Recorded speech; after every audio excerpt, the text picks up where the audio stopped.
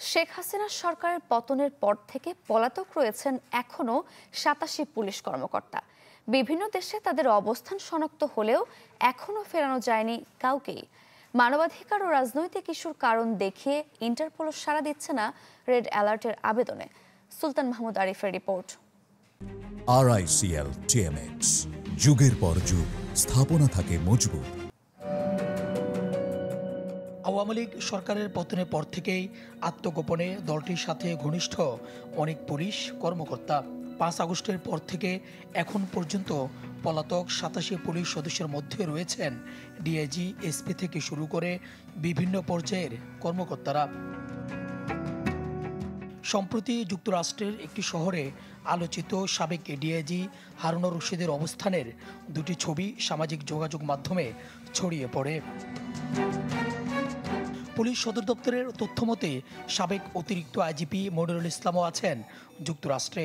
সাবেক কমিশনার হাবিবুর রহমান অবস্থান করছেন যুক্তরাজ্যে, আর প্রলয় কুমার জোয়ারদার ও সৈয়দ নুরুল ইসলাম রয়েছেন ভারতে।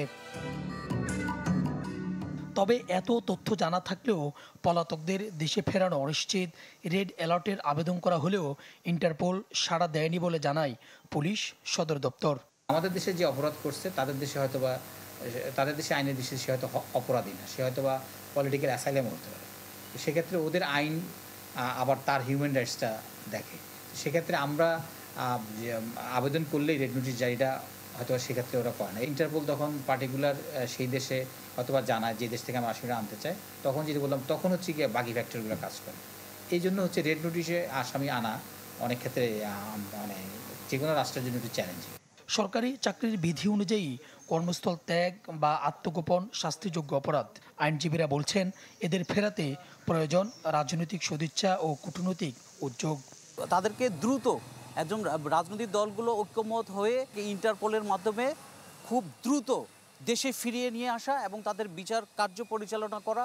তারা তো অপরাধের সাথে জড়িত ছিল, তারা যদি এই ভয়ের তারা অনুপস্থিত হয় তাহলে বাংলাদেশ পুলিশ অ্যাক্ট 1861 সেকশন 29-এ স্পষ্ট বলা আছে তাদের সর্বোচ্চ শাস্তির ব্যবস্থা করা হবে।